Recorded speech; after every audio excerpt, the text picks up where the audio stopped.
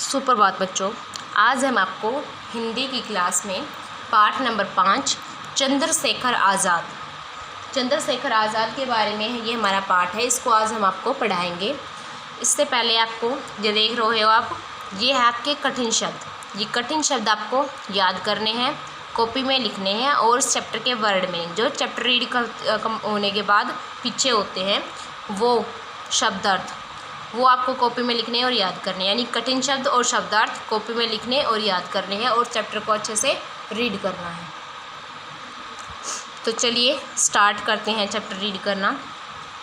सन 1929 में हमारा देश भारत अंग्रेज़ों के अधीन था। जनता गुलामी की जंजीर तोड़ डालने को बेचैन हो रही थी। चारों ओर देश में क्रांति की ज्वाला भड़क रही थी। स्थान स्थान पर अंग्रेज़ों के विरोध में जुलूस निकाले जा रहे थे। वाराणसी में किशोर बालकों का एक छोटा सा जुलूस निकला। उस जुलूस का नेतृत्व एक 16 वर्षीय बालक कर रहा था। जुलूस में मुश्किल से 10 या 12 बालक थे। उन सभी की उम्र 12 से 16 वर्ष के बीच थी। उस बालक का नाम चंद्रशेखर था। तो ये कब का है बेटा? हमारी देश आज़ाद नहीं हुआ था, अंग्रेज़ों के ग़ुलाम थे तब की बात है ये। 1929 में हमारा देश अंग्रेज़ों के अधीन था, यानी अंग्रेज़ हम पर राज करते थे और जनता गुलामी की जंजीरें तोड़ने को बेचैन हो रही थी। चारों तरफ जो है क्रांति की ज्वाला भड़क चुकी थी। हर जगह पर अंग्रेज़ों के खिलाफ जुलूस होते थे। तो वाराणसी में भी एक किशोर बालकों का, यानी नौजवान बालकों का जुलूस निकाला गया, जिसमें 12 से 16 वर्ष के बच्चे थे और 10-12 ही बालक थे वो, जिनमें से एक बालक कौन था? चंद्रशेखर था। जुलूस से गलियों में जोशीले नारे गूंज उठे। भारत नहीं बेटा, भारत आना है। भारत माता की जय, गांधी जी की जय। जुलूस के किशोर चेहरों पर निर्भीकता, साहस और उत्साह की छाप स्पष्ट थी। उमंग से भरे बालक हाथ में तिरंगा झंडा लिए आगे बढ़ते जा रहे थे। जुलूस के नेता का मुख अद्भुत तेज से दमक रहा था। उसकी आंखों में चमक थी। वह जुलूस का नेतृत्व भी अद्भुत निर्भीकता से कर रहा था। जुलूस में क्या क्या नारे लगाए जा रहे थे? जोशीले नारे गूंज रहे थे। क्या बोल रहे थे? भारत माता की जय, गांधी जी की जय। और जो जुलूस में जो भी किशोर थे, जो भी नौजवान थे, उन सभी के चेहरे पर कोई डर नहीं था, साहस था और उत्साह था। और वो अपने हाथ में तिरंगा झंडा लिए हुए आगे बढ़ते जा रहे थे और उस जुलूस का जो नेतृत्व कर रहा था, यानी कि सबसे आगे जो चल रहा था और उस जुलूस को कंट्रोल जो कर रहा था, उस जुलूस के बच्चों का जो नेता था, उसकी आंखों में चमक थी। उसके चेहरे पर अद्भुत सी दमक थी, अद्भुत तेज से दमक रहा था और वो बहुत निर्भीकता से जो है नेतृत्व कर रहा था। लोग पुलिस के डर से अपने अपने घरों में जा छिपे थे। उन्हें आश्चर्य था कि इन बालकों को पुलिस का जरा भी भय नहीं है। कुछ लोग परिणाम सोचकर ही चिंतित हो रहे थे। कुछ लोग ऐसे भी थे जो इन बालकों का उत्साह बढ़ा रहे थे। सभी किशोर बालक अपनी धुन में आगे बढ़ते जा रहे थे। इतने में पुलिस की एक टुकड़ी ने जुलूस को घेर लिया और बालकों के कोमल हाथों में हथकड़ियाँ पहना दी। लोग जो है जुलूस निकाल रहे थे और उस टाइम पर जो अंग्रेज़ी सरकार जो मना कर रही थी जुलूस वगैरह, क्योंकि उनके खिलाफ प्रदर्शन करेंगे तो वो तो मना करेगी। तो कुछ लोग ऐसे थे जो अपने अपने घरों में जा छिपे थे और उनको आश्चर्य हो रहा था कि इन बच्चों को, इन बालकों को पुलिस से जरा भी भय नहीं है। फिर कुछ लोगों को उनके परिणाम के ऐसा सोचकर उनके परिणाम की भी चिंता हो रही थी और कुछ लोग ऐसे थे जो उनका उत्साह भी बढ़ा रहे थे और सभी बच्चे जो थे अपनी धुन में आगे बढ़ते ही जा रहे थे। इतने में ही पुलिस की एक जो है टुकड़ी ने जुलूस को घेर लिया और बालकों के कोमल हाथों में हथकड़ियाँ पहना दी।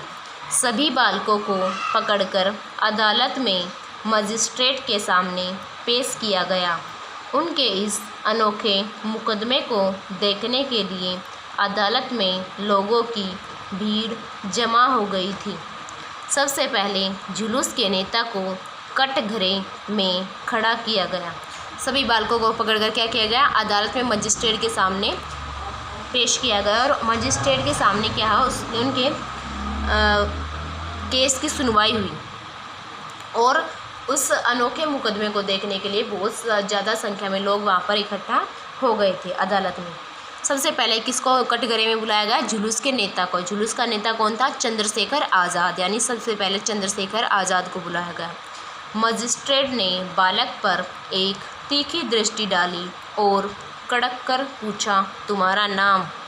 मजिस्ट्रेट ने बालक का यानी कि टेढ़ी नज़र से, तीखी नज़र से, क्रोध भरी नज़र से उसको देखा और कहा, कड़क कर यानी तेज़ आवाज़ में पूछा, तुम्हारा नाम, कि तुम अपना नाम बताओ। बालक ने क्या कहा, आज़ाद। मजिस्ट्रेट, तुम्हारा घर। बालक, जेल खाना। मजिस्ट्रेट, तुम क्या काम करते हो। बालक, भारत माँ को स्वाधीन कराने की साधना। तो ये थे बच्चे उसके यानी कि चंद्रशेखर आज़ाद और मजिस्ट्रेट के बीच वार्तालाप।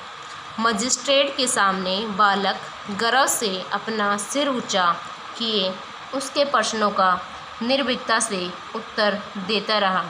बालक के सटीक उत्तर सुनकर मजिस्ट्रेट जल भुन गया। बालक की उद्दंडता पर उसे क्रोध आ गया।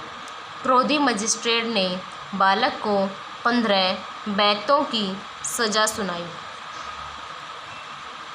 मजिस्ट्रेट के सामने बच्चे का जो सिर्फ गर्व से सिर ऊंचा उठा रहा, उसने घबराया नहीं, डरा नहीं और निर्भीकता से उसके सभी सवालों का बहुत अच्छे से जवाब दिया। और मजिस्ट्रेट को ये है उसका अच्छे से जवाब देना, मतलब उससे डरना नहीं, उसको अच्छा नहीं लगा और उसने उसको बच्चे की उद्दंडता माना, यानी उसको ने सोचा कि ये बच्चा मेरा अपमान कर रहा है और उसने जल भुन गया। वो उसको बहुत जेलसी हो रही थी।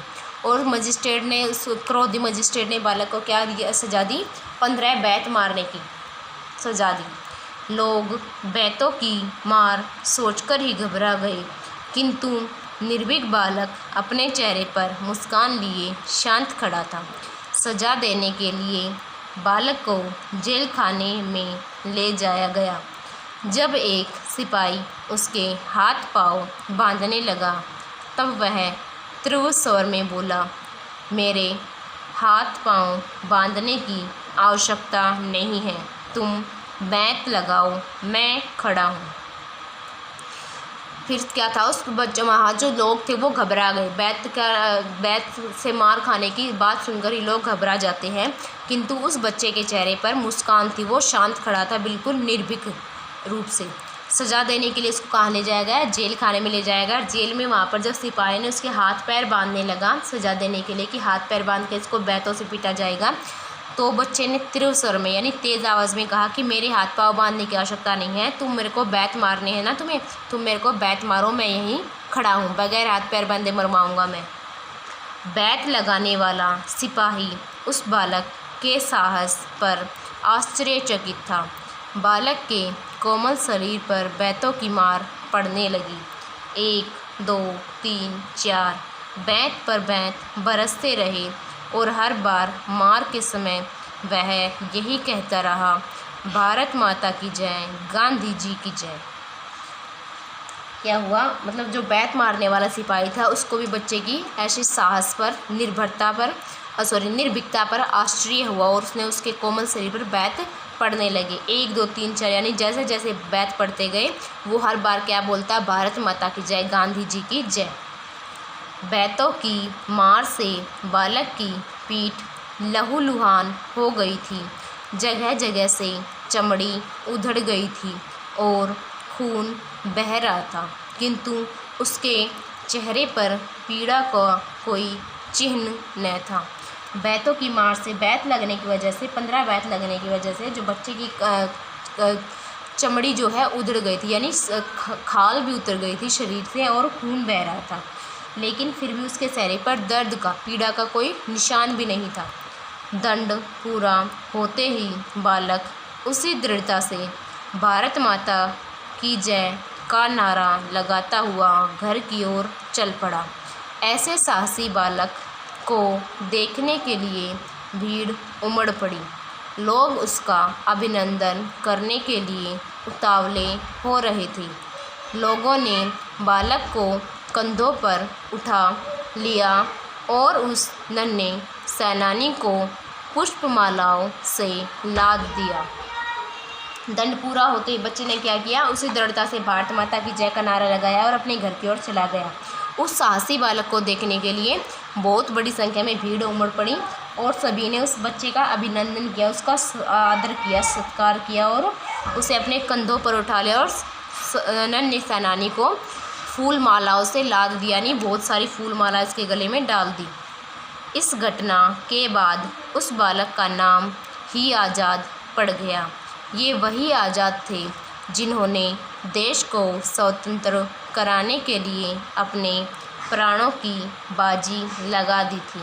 कुछ बड़े होने पर वे क्रांतिकारियों के दल में सम्मिलित हो गए और उन्होंने देश को आज़ाद कराने का संकल्प लिया।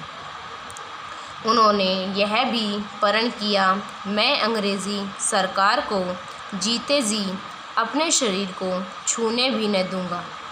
ये कौन थे? ये वही बालक थे जिनका नाम बाद में आज़ाद पड़ गया। वह तभी से उनका नाम, इस घटना के बाद उनका नाम आज़ाद पड़ गया और उन्होंने स्वतंत्रता के लिए अपने प्राणों की बाजी भी लगा दी और वो क्रांतिकारियों के दल में सम्मिलित हो गए और देश को आज़ाद कराने का उन्होंने संकल्प लिया, यानी कि निश्चय किया। और उन्होंने प्रण लिया, यानी अपने मन में ही अपना वादा किया, अपने मन में निश्चय किया कि कभी भी अंग्रेज़ी सरकार को अपने जीते जी अपने शरीर को छूने नहीं दूंगा। सन 1928 में लाहौर में एक अंग्रेज़ पुलिस अधिकारी सैंडर्स ने लाला लाजपत राय के जुलूस पर बर्बरतापूर्वक लाठीचार्ज किया। इस लाठीचार्ज में उन्हें गहरी चोटें लगी, जिससे बाद में उनकी मृत्यु हो गई। आज़ाद इस घटना को सह नहीं सके। उन्होंने लाला लाजपत राय की मृत्यु का बदला सैंडर्स को मारकर लिया। 1928 में क्या था, एक अंग्रेज़ पुलिस अधिकारी था सैंडर्स नाम का, जिसने लाला लाजपत राय जो है जुलूस निकाल रहे थे, उस जुलूस पर बर्बरतापूर्वक यानी कि बहुत ही बुरी तरीके से लाठीचार्ज किया, लाठियाँ बरसाई और उस वक्त लाला लाजपत राय पर भी बहुत सारी लाठियाँ गिरी। लाठियों की मार के कारण कुछ समय बाद उनकी मृत्यु हो गई और आज़ाद इस घटना को सह नहीं सके, यानी उन्हें बहुत क्रोध आया कि अंग्रेज़ी सरकार ने मार कर लाला लाजपत राय की मृत्यु कर दी। तो उस लाला लाजपत राय की मृत्यु का बदला उन्होंने सैंडर्स को मारकर, जो वो अंग्रेज़ अफसर था, अंग्रेज़ अधिकारी थे, उसको मार कर लिया। भगत सिंह, सुखदेव और राजगुरु ने इस कार्य में उनका सहयोग दिया। भगत सिंह, सुखदेव और राजगुरु ने जो है इस कार्य में उनका क्या किया, सहयोग किया। अन्य क्रांतिकारी युवकों ने भी आज़ाद की तरह अंग्रेज़ी शासन का अंत करने के लिए संघर्ष किया। सरदार भगत सिंह, राजगुरु और सुखदेव अंग्रेज़ी शासन का विरोध करने में सक्रिय रहे। भगत सिंह और बटुकेश्वर दत्त ने केंद्रीय विधान भवन में बम फेंका। यह कार्य अंग्रेज़ों के प्रति विरोध प्रकट करने के लिए किया गया। दोनों बम फेंकने के बाद अपने स्थान पर खड़े रहे और क्रांति अमर रहे का नारा लगाते रहे। उन्हें गिरफ्तार कर लिया गया। बाद में भगत सिंह, राजगुरु और सुखदेव को प्राण दंड दिया गया। देश के जो अन्य क्रांतिकारी युवक थे उन्होंने भी आज़ाद की तरह अंग्रेज़ी शासन का अंत करने के लिए बहुत संघर्ष किया, जिसमें कि भगत सिंह, राजगुरु, सुखदेव थे, वो भी सक्रिय रूप से इसमें भाग लिया। और भगत सिंह और बटुकेश्वर दत्त ने जो है केंद्रीय विधानसभा में बम फेंका। और बम को फेंकने का कारण क्या था कि वो अंग्रेज़ी शासन के प्रति अपना विरोध प्रकट कर रहे थे। फिर बम फेंकने के बाद वो उसी स्थान पर खड़े रहे और उनको वहाँ से गिरफ्तार कर लिया गया। वहाँ से जब गिरफ्तार किया गया वो वहीं खड़े थे और वो क्या नारा लगा रहे थे, क्रांति अमर रहे। और बाद में फिर क्या हुआ, भगत सिंह को, राजगुरु को और सुखदेव को प्राण दंड यानी कि फांसी की सज़ा दी गई। क्रांतिकारियों को अंग्रेज़ों के विरुद्ध संघर्ष करने के लिए धन की आवश्यकता थी, इसलिए राम प्रसाद बिस्मिल, असफाउल्ला तथा रोशन सिंह ने लखनऊ के पास काकोरी नामक रेलवे स्टेशन पर उस समय ट्रेन द्वारा ले जाने वाला सरकारी खजाना लूट लिया। बाद में ये क्रांतिकारी पकड़े गए और उन्होंने हंसते हंसते अपने प्राणों का बलिदान कर दिया। क्रांतिकारियों को अंग्रेज़ों के विरुद्ध संघर्ष करने के लिए क्या थी, धन की आवश्यकता थी। और धन कहाँ से किया प्राप्त उन्होंने, एक जो सरकारी ट्रेन जो सरकारी सोना लेके जा रही थी, खजाना लेके जा रही थी, उस ट्रेन को लूट लिया और उसको लूटने वालों को बाद में प्राण दंड दिया गया और उन्होंने हंसते हंसते अपने प्राणों का बलिदान कर दिया। अनेक क्रांतिकारियों के मारे जाने के बाद भी चंद्रशेखर आज़ाद अपने संकल्प से नहीं डिगे। वे अंग्रेजी सरकार के अत्याचार और गुलामी के विरुद्ध सदा लड़ते रहे। एक बार वे इलाहाबाद के अल्फ्रेड पार्क में अपने एक मित्र के साथ बैठे हुए थे। अचानक पुलिस ने उन्हें घेर लिया। इस पर अपने साथी को बच निकलने का संकेत करके आज़ाद अकेले पुलिस का सामना करने लगे। इसी बीच गोली लग जाने के कारण वे बुरी तरह घायल हो गए। अब उनकी पिस्तौल में केवल एक गोली बची थी। उन्होंने पिस्तौल की उस अंतिम गोली से अपनी जीवन लीला समाप्त कर ली।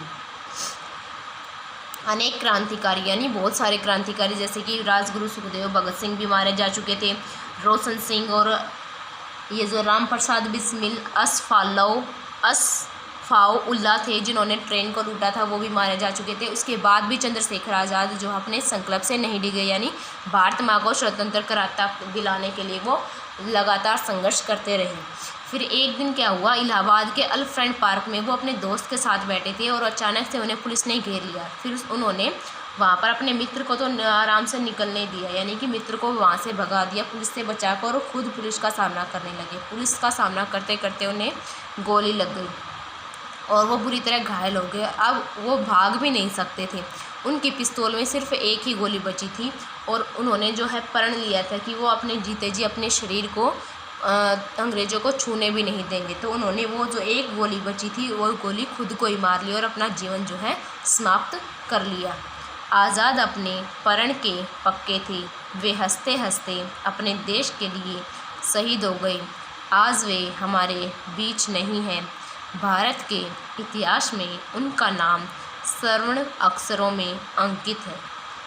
आज़ाद जो है अपने प्रण के पक्के थे। प्रण के पक्के कैसे? उन्होंने कहा था कि कभी भी अपने शरीर पर अंग्रेज़ों का हाथ नहीं लगने दूंगा। जब उसको पता चल गया कि अब तो तेरे को पकड़ा ही जाएगा, यानी वो घायल हो चुके थे, भाग नहीं सकते थे और वो जीते जी अपने शरीर को अंग्रेज़ों का हाथ नहीं लगवाना चाहते थे, इसलिए उन्होंने एक गोली बची थी उस एक गोली से अपना जीवन लीला को समाप्त कर दिया और हंसते हंसते देश के लिए शहीद हो गए। आज वे हमारे बीच नहीं है, लेकिन फिर भी इतिहास में उनका नाम स्वर्ण अक्षरों में अंकित है। यानी ये था हमारा चैप्टर नंबर 5 चंद्रशेखर आज़ाद, जिसको आपको अच्छे से पढ़ना है, समझना है। और चंद्रशेखर आज़ाद पाठ के आपको कठिन शब्द ये सभी और शब्दार्थ ये कॉपी में लिखने हैं और याद करने हैं। Thank you students.